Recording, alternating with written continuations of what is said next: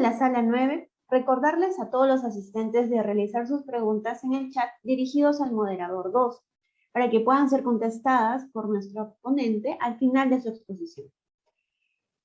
A continuación tenemos la ponencia de Adriana María Quinto Cumplido, nutricionista dietista, especialista en alta gerencia, magíster en administración, profesora de la Universidad Católica de Oriente, Río Negro, Colombia. El día de hoy ella nos va a presentar el tema conservación de alimentos en el entorno familiar. Sea usted bienvenida, profesora Quinto, y quedamos atentos a su exposición. Muchísimas gracias. Buenas noches para todos. Gracias por la invitación a este espacio y es para mí un placer poderlos acompañar. En nombre de la Universidad Católica de Oriente también reciban un cordial saludo y los mejores deseos para que sus situaciones vayan muy bien.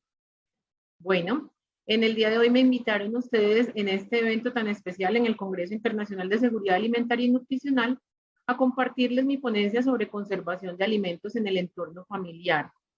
Un tema bastante interesante que si hablamos de seguridad alimentaria y nutricional, sí que debemos tocar la conservación de los alimentos en esos entornos que nos van a permitir asegurar la calidad de los alimentos que vamos a consumir. Quiero empezar este espacio recordándoles dos términos muy importantes y en nuestro Congreso de Alimentación y de Seguridad Alimentaria y Nutricional, recordarlos, y es que la alimentación es un acto que es cotidiano, es voluntario, es consciente, y en ese acto lo que hacemos es elegir los alimentos, prepararlos e ingerirlos. Ante este acto de alimentarnos, tenemos todas las posibilidades de escoger las mejores opciones, aunque nuestro acceso a ellos no sea el mejor, hablando de lo económico, sí es importante que el acceso a estos alimentos o que esa elección que tengamos sea lo más consciente y lo más saludable posible. Cuando hablamos de estos dos aspectos en el tema de alimentación, no estamos hablando de alimentación costosa, estamos hablando de alimentos que tengamos en nuestra región, que sean disponibles y que los podamos utilizar y consumir. Cuando hablamos de nutrición, recordarles, sé que todos ustedes lo conocen en este congreso, me imagino que lo han tocado, recordemos que la nutrición es un proceso que es inconsciente e involuntario. Y en ese proceso lo que hacemos es recibir los alimentos y las sustancias nutritivas, transformarlas y utilizarlas en nuestro cuerpo, ¿sí? Recibir esos nutrientes, transformarlos y convertirlos en todo lo que se requiere para poder cumplir las funciones vitales. Importante entonces la definición de los dos. Hoy vamos a trabajar más que toda alimentación en esta ponencia. La FAO nos hablaba, había una frase que me gustó muchísimo mientras preparaba nuestra ponencia, es que 1/3 de todos los alimentos que producimos se pierde o se desperdicia debido a prácticas inadecuadas. Cuando 870 millones de personas pasan hambre todos los días, ¿sí? El tema de la conservación de los alimentos es vital. Miren el gráfico que encontrábamos, las pérdidas y desperdicios por productos alimenticios en el mundo. Principalmente está representado en frutas y verduras. También tenemos las raíces y los tubérculos, las grandes pérdidas que hay a nivel mundial. Los cereales, los cárnicos, los granos, pescados, productos lácteos y todos ellos con grandes porcentajes de pérdidas y de desperdicios en gran parte por el tema de conservación de los alimentos. A veces pensamos que esa es una situación que solo ocurre a nivel industrial, pero en nuestras familias y en nuestras casas también está ocurriendo de igual manera.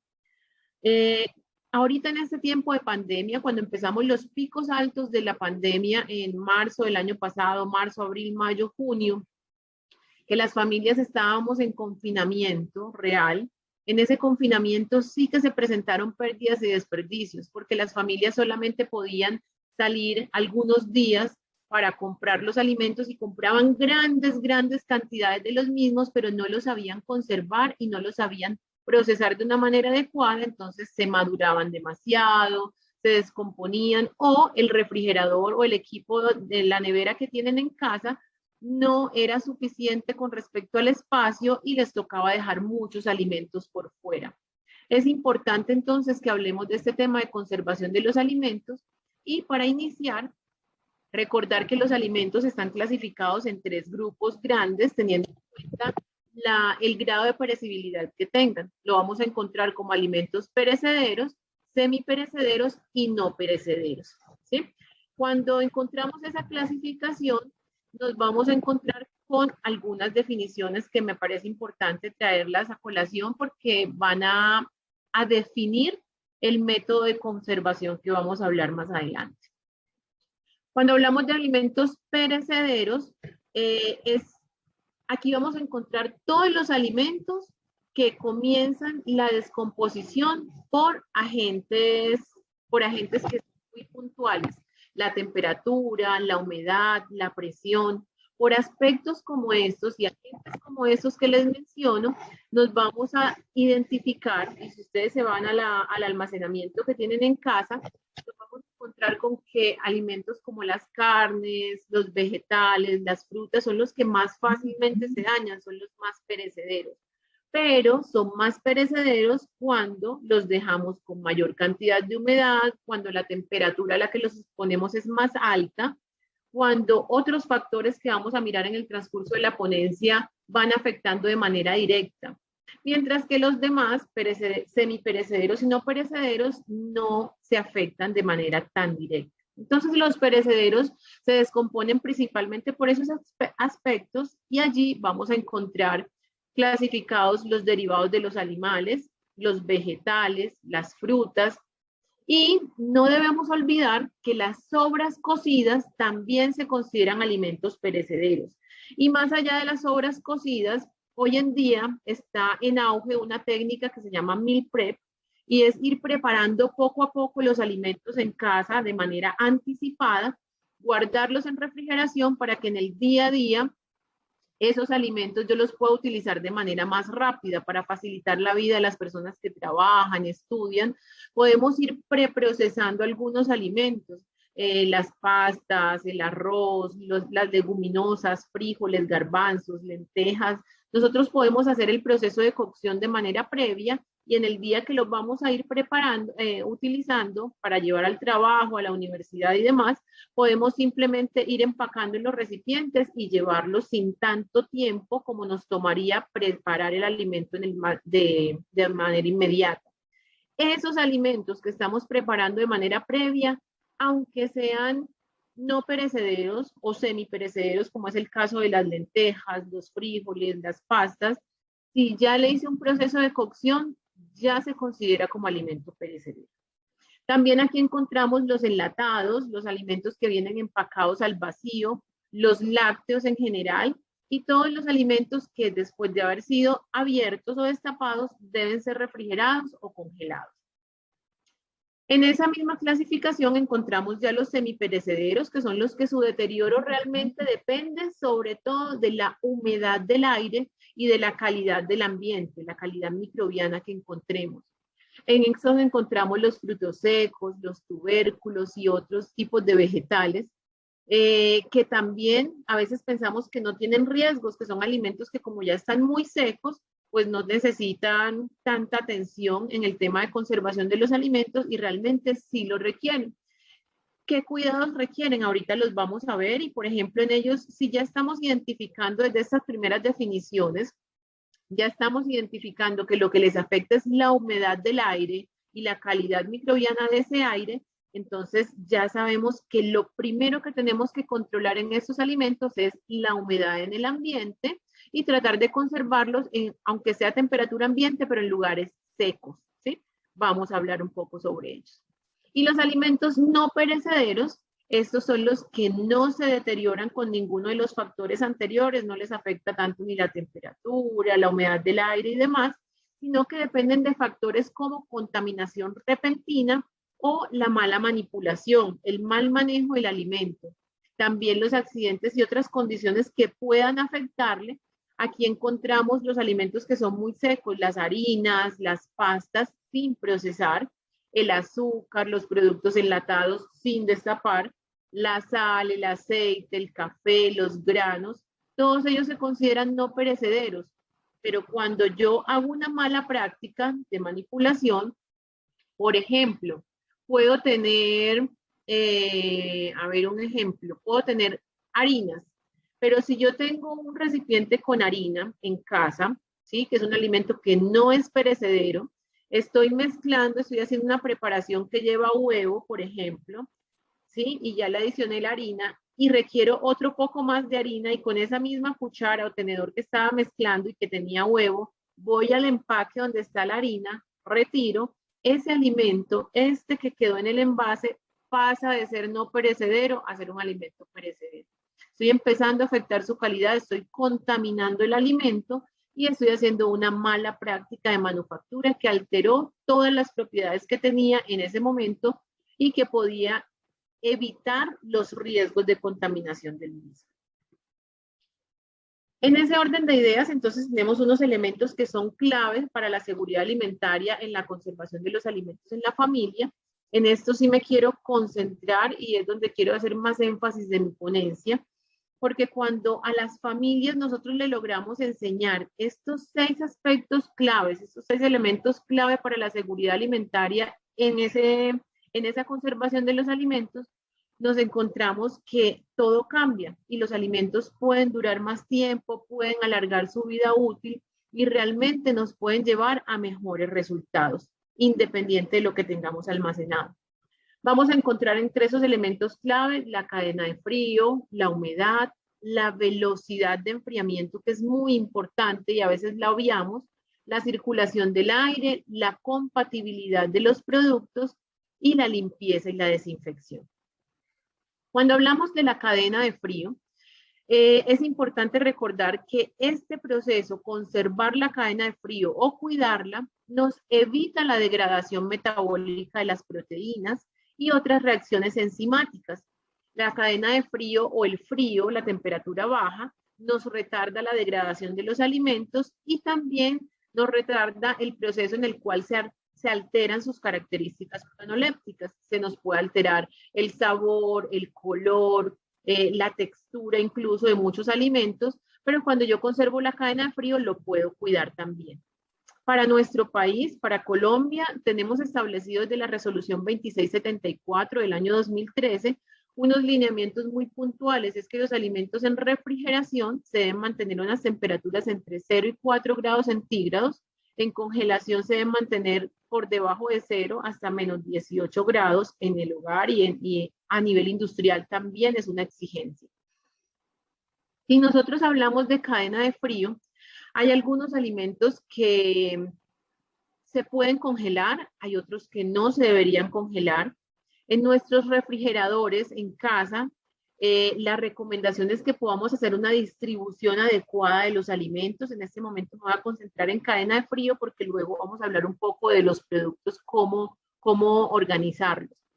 En el congelador, lo ideal es que nosotros podamos mantener los alimentos que bien se puedan hacer. Por ejemplo, las carnes que vemos en la parte superior de nuestra imagen, nosotros podemos almacenar las carnes en congelación. Lo ideal es que cuando hacemos la compra de las carnes, le pidamos al porcionador que nos la entregue lo más porcionadas posible. Me explico. La intención y lo ideal es que desde la seguridad alimentaria y desde la parte nutricional, nuestros hogares puedan tener como mínimo saber qué van a preparar, la planeación del menú, programar qué van a preparar en el transcurso de una semana, por ejemplo, si compran alimentos para una semana, y si ya yo sé que voy a preparar, pues al señor porcionador, a quien me vende las carnes, le puedo pedir que me las porcione según la preparación. Me explico. Si voy a hacer un estofado, y este estofado lo quiero con carnes que vayan partidas en cuadritos o en brunoise, yo puedo pedirle al señor porcionador que me las porcione de esa manera y en paquetes específicos para el número de personas que consumimos los alimentos en la casa. Me va a permitir que yo congele el alimento y cuando lo vaya a descongelar no tengo que descongelar bloques grandes que luego voy a descongelar y nuevamente a congelar, que eso aumenta los riesgos de contaminación, sino que voy a retirar el paquete específico para mi preparación y para los miembros de mi familia. Eso mismo lo puedo hacer con el pollo, ya venden las pechugas, por ejemplo, porcionadas y fileteadas, con los pescados. Tratar de que los paquetes que yo lleve a congelación de carnes estén por el número de porciones y así evitar los procesos de descongelar y congelar nuevamente. Las carnes que tienen grasas es importante recordar que las carnes que tienen grasas, cuando yo las congelo por más de 15 días, aumentan el grado de rancidez y puede alterar un poco el sabor después del momento de descongelar. Cuando hablamos de tocino, tocinetas y demás, si las congelo, la recomendación es que no sea por un tiempo superior a 15 días.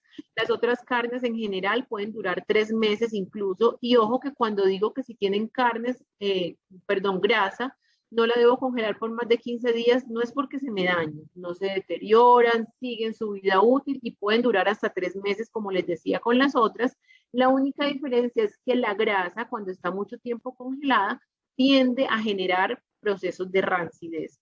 Entonces es importante, si lo hacemos, que sepamos que se puede alterar un poco algunas de las características organolépticas, como lo es el sabor. Hay hay verduras, vegetales que yo puedo congelar. La recomendación es que los que son hojas no se congelen, son productos que se deben mantener en refrigeración, no en congelación, porque se alteran completamente sus características organolépticas. Luego de los demás vegetales podemos congelar, por ejemplo, la zanahoria, si yo la voy a utilizar en sopas y la necesito en cuadritos el día que yo hago el mercado o que las familias hacen el mercado, podemos pelar y picar en cuadros la zanahoria y congelarla en empaques individuales. Lo mismo ocurre con la habichuela, con las arvejas. Hay un producto que en algunas partes se congela y es la papa. La papa, su recomendación es, si la va a congelar, pues que ya lleve un proceso de precocción, ¿sí? Y que sea en empaques separados. Cuando yo la congelo cruda, también lo puedo hacer, por ejemplo, para sopas y demás, pero organolépticamente, si es para una preparación donde la necesito en los cuadritos bien presentados, una ensalada rusa y demás, si la he congelado, sus características organolépticas no van a ser lo mismo. Si es para hacer luego sopas o cremas o preparaciones en las cuales la vaya a licuar, si lo puedo hacer, puedo congelar. En congelación puedo también mantener algunas frutas, por ejemplo, la piña, los arándanos, puedo congelar mangos, guayabas, moras, fresas, las puedo congelar. Justamente ayer leía un artículo donde se hizo el análisis de frutas congeladas y frutas sin congelar para saber si se afectaban en algo los antioxidantes o los nutrientes que tienen, y realmente se concluía en este estudio que no tienen alteraciones, que el proceso de congelado no les altera sus propiedades, porque realmente el alimento de manera previa, antes de congelarlo, ya estaba en su estado de maduración y ya contaba con las propiedades nutricionales y con esos antioxidantes. Entonces, la congelación lo que hace es retardar la degradación del alimento y lo que hace es conservarlo, ¿sí? Conservarlo a más largo plazo. Luego miramos en este refrigerador la parte que sigue de arriba hacia abajo, la segunda parte. Aquí lo ideal es que podamos almacenar los lácteos, los productos lácteos, las carnes frías. No busco las carnes frías porque lo ideal es que no las consumamos, pero hay familias que las tienen entre sus consumos. Entonces, las carnes frías, los lácteos, porque ese segundo espacio, el segundo peldaño después del congelador, es el que está más cerca al difusor o al ventilador que encontramos en los refrigeradores. Ese difusor, entre más cerca esté el alimento a él, menor va a ser la temperatura del refrigerador y más cercano va a estar entre los 0 y los 4 grados y me va a conservar mejor los alimentos. Y estos, las carnes frías, los lácteos, las arepas incluso, hay familias que conservan el pan en refrigeración cuando las temperaturas son muy altas. Se puede conservar el pan en refrigeración y luego lo puedo llevar a un proceso de horneado leve o de un tostado y me va a dar las mismas características. Esos alimentos que almaceno en este espacio, lo que busco es también disminuir los riesgos y aumentar su vida útil. Luego tenemos otro espacio en el cual se recomienda almacenar las verduras, más abajo las frutas, o si tenemos de las neveras que tienen 2 cajones, entonces en un cajón las frutas y en un cajón las verduras. ¿Por qué tan distantes del difusor? Porque el frío muy cercano a las frutas y las verduras también les puede afectar. Decíamos que el frío es importante, retarda degradación, mejora características organolépticas, pero las frutas y las verduras son muy sensibles si las quiero frescas. Entonces, si las pongo demasiado cercanas al difusor, me pueden quemar el alimento y no se va a ver tan bonito, o sea, organolépticamente no va a ser tan agradable. En la puerta de la nevera, lo ideal es que tengamos los envases o los productos que tengamos que vengan envasados. Y de pronto se preguntarán ustedes por qué no veo el espacio para los huevos. Es de pronto una pregunta que les surge. La nevera no es el lugar para almacenar los huevos. Yo creo que de pronto puede ser un espacio en el que pueda generar algún debate, pero no es el lugar. Los huevos son un alimento muy completo que tiene gran cantidad de nutrientes, pero recordemos que los huevos salen por la cloaca de la gallina. Por la cloaca de la gallina solo salen dos productos: materia fecal y los huevos. Es lo único que sale por allí. Y los huevos son una célula que está compuesta por muchos poros en su cáscara y yo no los puedo lavar cuando llegan a casa, ¿sí? Porque si los lavo se aumenta la humedad al alimento y va a penetrar la cáscara y se me pueden pudrir fácilmente, se me pueden deteriorar. Entonces los huevos no los puedo lavar. Simplemente los llevaría a refrigeración y ese aire frío, ay, ya se me acabó el tiempo, ese aire frío va a circular demasiado y me va a contaminar todos los demás alimentos. Si los llevan a refrigeración, deben estar tapados, cubiertos, ¿sí? O si no, el lugar de almacenarlos es por fuera de refrigeración. La humedad es importante. Entre más húmedo esté el alimento, mayor posibilidad hay de que contraiga microorganismos, mayor posibilidad hay de que se me deteriore. Alimentos como la lechuga, por ejemplo, la lechuga, espinacas, acelgas, todos los que son de hojas, la idea es que yo los pueda conservar en refrigeración, pero primero que estén muy secas las hojas, almacenarlas en recipientes plásticos o de vidrio con tapa, y puedo colocar primero una toalla de cocina, de estas que son absorbentes, luego colocar las hojas, encima otra toalla de cocina y tapar.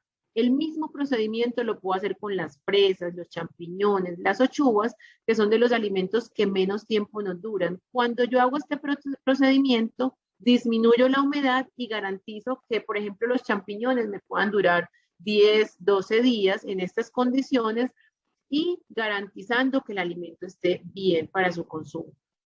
La velocidad de enfriamiento es importante. Los alimentos que yo cocino y que luego voy a llevar a refrigeración deben estar fríos.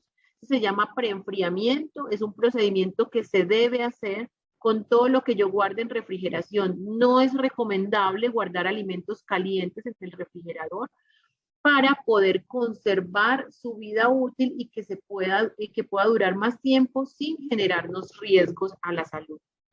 La circulación del aire, les hablé un poco de ella. Recordemos que los difusores que tienen las neveras, pues aquí hay un ejemplo en la imagen, esos ventiladorcitos deben estar despejados. A veces en los refrigeradores, en las familias, tendemos a cubrirlo con más alimentos. Si yo lo cubro, el aire no se va a distribuir de manera adecuada en todos los demás alimentos y me pueden quedar los de la parte inferior desprotegidos y los de la parte superior con el aire completamente concentrado. La compatibilidad de los productos, recordar que los alimentos, lo ideal es que los almacenemos teniendo en cuenta, por ejemplo, su estado de maduración, muy similar, que estén junticos, o el tipo de alimento. Al almacenarlo, lo ideal es que estén en la misma área los que sean compatibles, desde la temperatura que requiere, los que producen etileno, por ejemplo, entre más maduras están las frutas, mayor producción de etileno tienen. Y otra cosa importante con respecto a la compatibilidad es el olor. A veces tenemos alimentos que están porcionados, cebolla, que son muy ricos y muy nutritivos, pero me pueden contaminar, se puede decir, o distribuir el aroma a otros alimentos como el pan, las arepas, el arroz, el jugo, la ensalada. Entonces, mantenerlos, los que ya están picados, en recipientes tapados. La limpieza y la desinfección es el último aspecto importante. Es importante recordar que las enfermedades de transmisión alimentaria nos pueden provocar daños serios en la salud de las personas y de las familias. Es importante que los alimentos que vayan a refrigeración estén limpios y desinfectados. Si no lo están, empacarlos en bolsas para que cuando lo vaya a hacer no me contaminen los demás alimentos. Recordemos que hay varios productos que se pueden utilizar para la desinfección, el ácido peracético, el amonio cuaternario, el vinagre que conocemos comúnmente, se pueden utilizar. El hipoclorito es uno de los que se utilizó por mucho tiempo y hoy en día está bastante revaluado por el tema de contaminación ambiental y también por agresividad con nuestras manos. En este tiempo de pandemia sí que se le ha dado mucho uso, por ejemplo, al amonio cuaternario y al ácido peracético para la desinfección de los vegetales. Bueno, esta última parte la hice a 1000 por millón porque ya me había sacado la banderita del tiempo. Muchísimas gracias. Abro el espacio para las preguntas que se tengan. Muchas gracias por la exposición.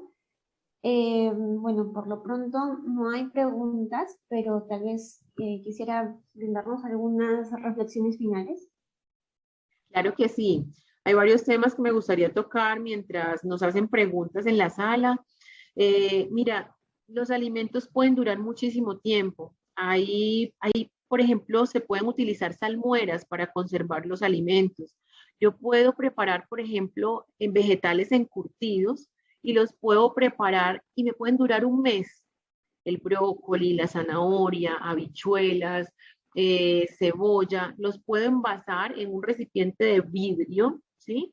Y a él le puedo adicionar, aparte puedo calentar hasta el punto de ebullición, vinagre, especias de todas las que quieras, albahaca, tomillo, orégano, laurel, canela, clavos de olor, pimienta, adicionar un poco de sal y un poco de stevia si quiero cuidar el aporte calórico o de azúcar, también lo puedo hacer. Y estos conservantes me van a permitir después, cuando lo tengo en ebullición, que esté hirviendo muy bien, lo vierto sobre los vegetales que están en el envase de vidrio, lo tapo muy bien y al día siguiente puedo empezarlos a consumir si lo deseo. Si no, lo puedo dejar tapado y me pueden durar hasta más de un mes. ¿Cuándo pensaríamos, por ejemplo, en conservar un brócoli por un mes? Eso sería casi que imposible, o la cebolla, o la zanahoria. Y es una forma muy especial para conservar estos alimentos, se ve agradable, lo puedo mantener en la mesa de mi casa, no tienen que estar en refrigeración. Y con eso estoy garantizando la vida útil de esos alimentos de una manera muy económica. Nuestras familias, aunque tengan bajos recursos, pueden hacer este método de conservación. Es una salmuera y me va a permitir también que cuando la persona llegue a la mesa, ve los alimentos, ve los vegetales que ya no necesitan cocción ni nada más, y los puede consumir con más facilidad. Cuando hablo de seguridad alimentaria, es importante que los alimentos estén a la vista de nuestros niños y de nuestras familias para que les provoquen y los puedan consumir. Correcto. Tenemos una pregunta de parte de Billy Vargas. Ella nos dice, ¿nos puede recomendar alguna guía de conservación de alimentos según su tipo? Claro que sí, la FAO tiene la mejor guía, la FAO y la Organización Mundial de la Salud. Ustedes las pueden buscar fácilmente en internet y allí vamos a encontrar las principales guías de conservación de los alimentos. Y para el día a día, la principal herramienta, recordemos esos 6 aspectos que les mencionaba, entre menos húmedo esté lo que yo lleve a almacenamiento, sea refrigeración, almacenamiento en seco, mucho más me va a durar. Entre menos cantidad de aire esté circulando, más me va a durar el alimento.